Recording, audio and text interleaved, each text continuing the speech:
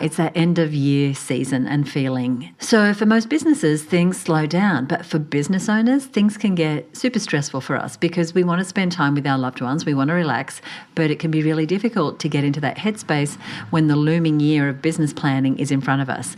And that's why I want you to listen to this episode today, because my goal for you is to plan now so that you can relax in December and be ready for the new year with a renewed sense of energy and excitement for what's to come. Your business, your rules. Grow a business that works for you. This is the HerBusiness Podcast.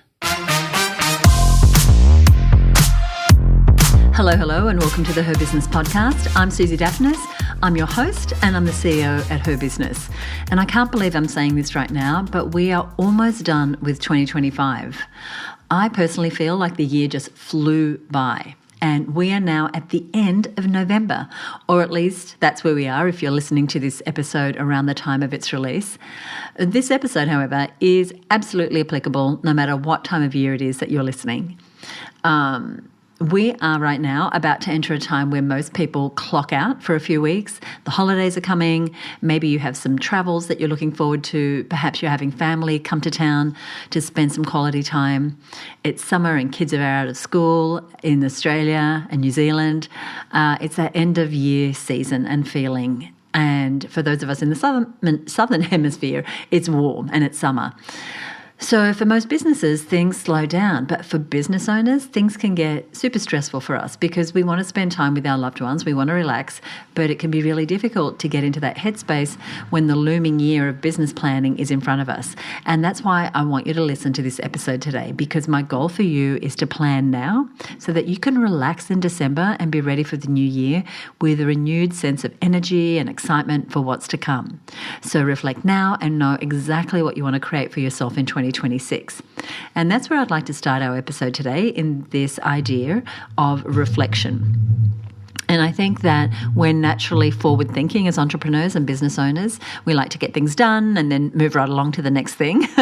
And while that's good for getting lots of things done, it's not actually what's best for our business strategy.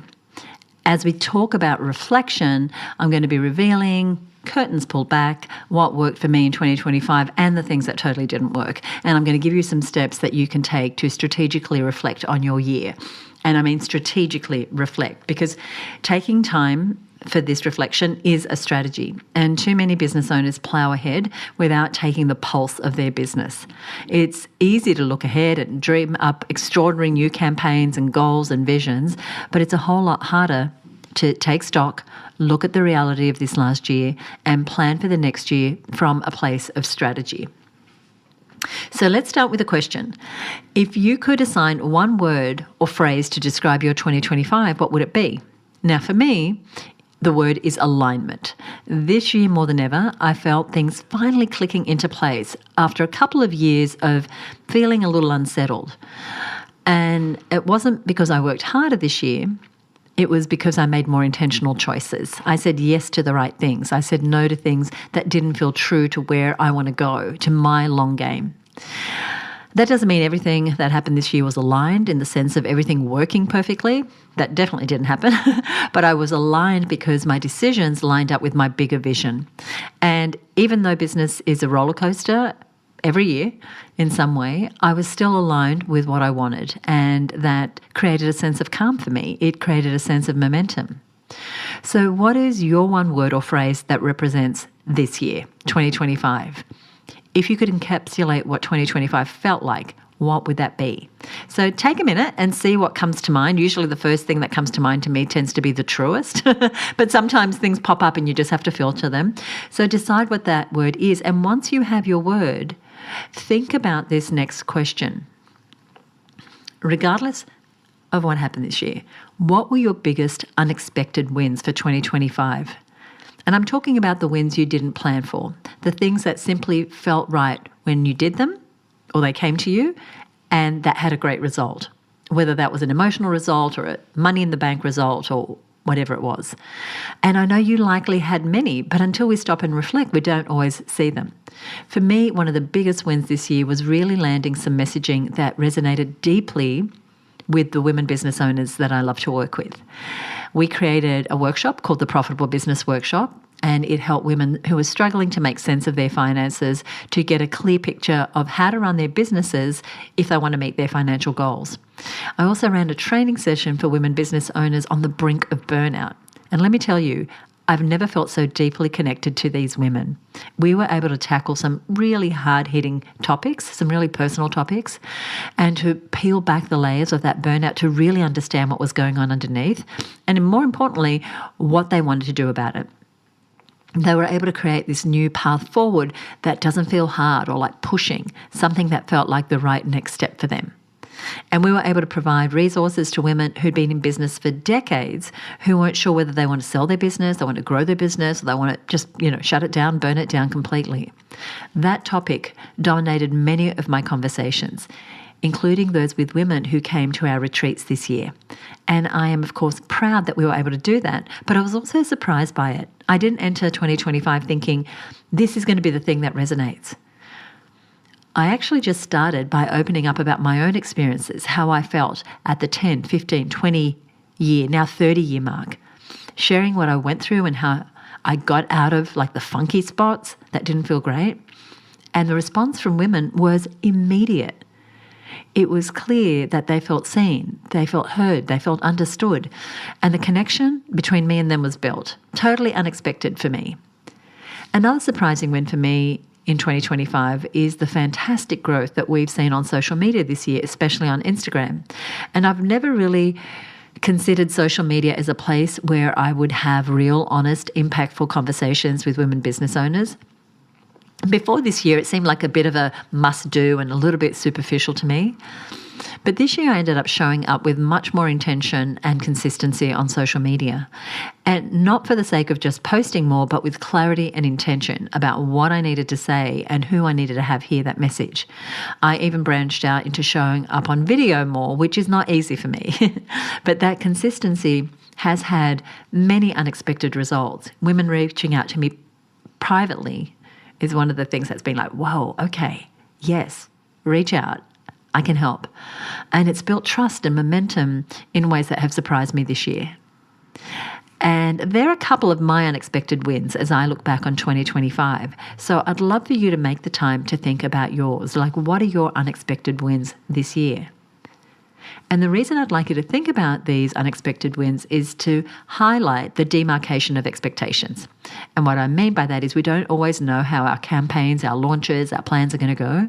And there is so much value in reflecting on the things that did go right without us even planning them or realizing it at the time. Maybe you didn't plan for these wins. Maybe they came totally out of left field. Maybe they came out of a dark time. But there's still valid wins to reflect on. Who knows what those realizations can turn into intentionally next year. Now, the third thing I'd like you to reflect on is what decisions gave you momentum this year. Maybe it was a very structured, intentional decision like launching a new product or service. Maybe it was a decision that connected more to you than it does to your business. Right? Because the business is a vehicle for you to have the life you love. So maybe the decision was something that was more personal than it was about the business, something that gave you momentum.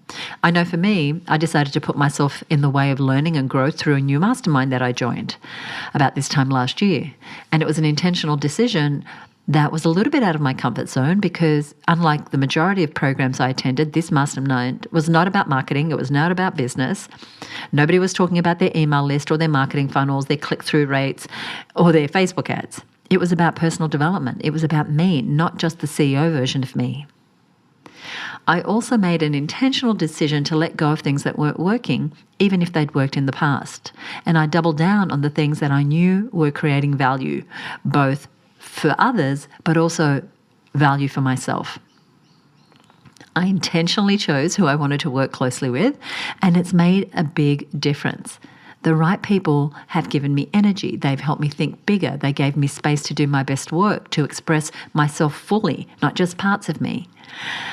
And I was intentional and have been during this period where I always do my planning for the new year, intentional with my planning for 2026 and deciding on offers that are no longer right for me or right for the business, and creating space for new and more aligned offers to be created in the new year. And just by making these decisions, I feel a sense of momentum. I feel lighter. I feel happier and more hopeful as I head into the year. I don't feel like I'm dragging forward things that might be working but don't make financial sense, or things that might be working but don't light me up, or things that might be working but drain my resources. So what intentional decisions have given you momentum this year that you want to prioritize for next year? So there might be some things that you definitely want to say no to in the new year, and there might be some things that you want to say yes to in the new year in order to build your momentum. I have one more reflective prompt, and it's this: what habits, systems, or boundaries gave you leverage in 2025? So for me, I protected my focus. And that's an asset that's really hard to protect when you're a business owner, especially if you have a team of people asking you questions, needing things from you, clients that you're accountable to. But I protected that focus and I created boundaries around it. I had a couple of big goals, both personal and business related, and they were big enough that I knew that I needed to have true focus and discipline if I was going to achieve them. And for me, that looked like really carving out time to work on these particular projects and actually honouring them. So one of them, which was a personal one, was that I put a marathon on my timeline this year. I've never done a marathon before, didn't really ever want to do one until this year. And what it caused me to do is put myself into the support of a chiropractor and a massage therapist and a personal trainer and a sports therapist and a podiatrist. Excuse me. It sounds like a lot of therapy, doesn't it? But it took a real toll on my body. And also it caused me to create the habit of finishing earlier in my day so that I could get in long runs after work before it got too dark, because a lot of my training was through the winter. And having that focus and that really clear commitment to something was really, really powerful. I had to move my schedule around to honour these big goals that I had.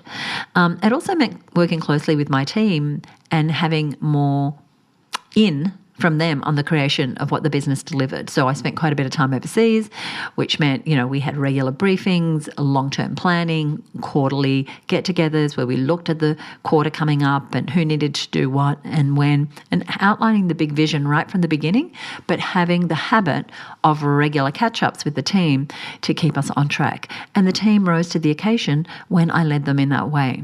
And it gave me leverage, my favourite word right now. It's one of those words that in 1991, I did a personal development workshop and they talked a lot about leverage and the idea of doing more with less, which is the definition that inventor Buckminster Fuller gave the word leverage. And, it's come in and out of my area of focus for a while, but I think it's definitely going to be our word of the year inside of Her Business next year. How do we do more with less? How do we leverage our time and energy? Anyway, I get distracted. So I was able to focus less on the day-to-day and more on the direction that I wanted us to go by creating habits and time and space and white space in my calendar. So as you're listening here in late November or early December, you might be listening and you're saying, I actually feel completely stretched thin. I don't feel like I was leveraged in 2025. Then that is an invitation to make this your focus in 2026. And leverage often means subtracting the right things, not adding more. It means doing more with less, as I said. More results, less effort. More results, fewer resources. So what is taking up mental space and resources that doesn't need to be yours anymore? And finding that leverage in 2026 might be hard as you think about it now, but it is totally doable. And it's my commitment to our members at Her Business to work on this with them throughout the year. And the mistake I've personally made, and I see business owners make, is that we delay the hard but necessary decisions. And maybe it's a team member who isn't the right fit and they're not leveraging you because everything keeps falling back in your lap, or you're picking up mistakes or finding problems. Maybe you're not being leveraged because the program that you're running has lost its spark, or it takes way too much energy and resources to produce it. Maybe you're not being leveraged because you're not charging enough and your price doesn't reflect the value you bring. So the mistake we can make is waiting and delaying. We push off the hard decisions, hoping it'll get better. But clarity, in my experience, does not come from waiting. It only comes from taking action. And so I'd love for you to take a look at your calendar for the next month. Have you booked in time for yourself, not just for planning, but for reflecting and analysing your 2025?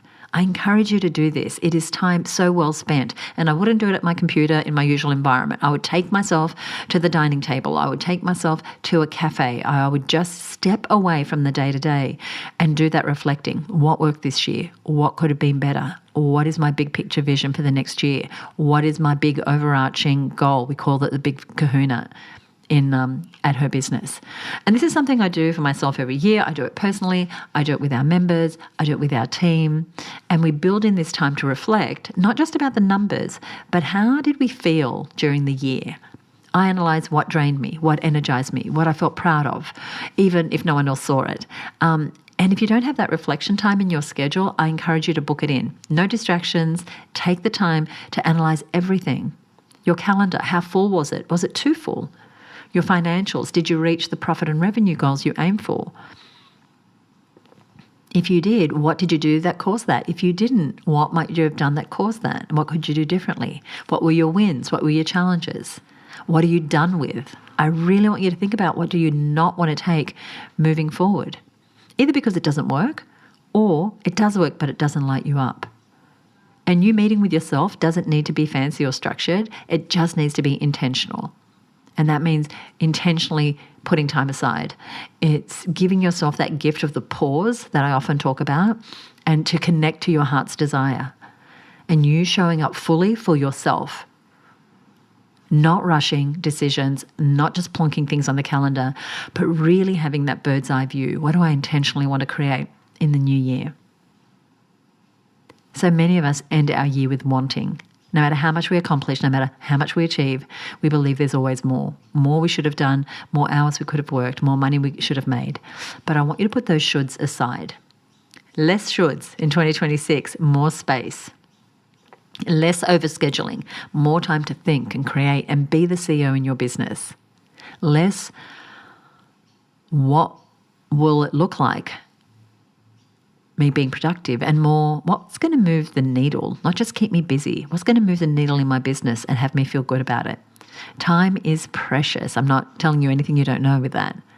So there's no space for shoulds in your next year. There is what you long for, what you desire, what lights you up. The how will figure itself out. It's what we do all day, every day inside of HerBusiness, is help you figure out the how, point you in the right direction, connect you with someone, give you a resource. If you feel like you didn't achieve all that you should have, and I'm putting that in quotes, I want you to know this. You're not behind, you're not failing, you are in a process. And I know that if you miss the mark on some of your goals this year, there might be feelings of disappointment or even shame. I know that's the feeling I've had in the past. And I know because I've felt it. And you might feel frustrated. You might feel like, gosh, I've wasted time this year. And I know how hard, when you look at the exhaustion you feel and it doesn't match your bank account, how hard that can feel. But you are in process. You are on a journey. Disappointment comes when this gap exists between what we expected of the year and what really happened. And for some of us, everything we dreamed of happened. For others, it didn't. And if it didn't, it doesn't mean that nothing worked. I want you to look again. That's why this process of reflection is so important. What did you learn? Where did you grow? Who did you meet? Just like Dan Sullivan says in his book, The Gap and the Gain. If you haven't read it, highly recommend it. We want to look at the gains, not just at the gaps. Because as entrepreneurs, we're kind of wired to look at the gap between where we are and where we want to be. And we totally miss the gains, where we've evolved, where we've grown.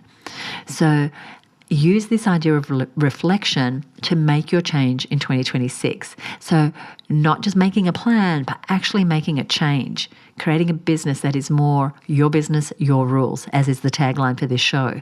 Listen to your heart's desire. And your body is going to give you clues about what works and doesn't. Those thoughts that niggle at you, that intuition in your gut where you know something's off. Something is guiding you. And you don't have to have the next stage completely figured out, but you do have the ability to take control And by that I mean to start, to change, to stop something. That's what it means to take control. Maybe it's a change in how you run your week. Maybe it's a change in how you price your work. Maybe it's a change in deciding that you can stop doing things the way everyone else does. You have your word that reflects 2025. We covered that earlier. Mine is alignment. And remind yourself of what it is for you. And then look forward into the new year and take your intention, your capacity.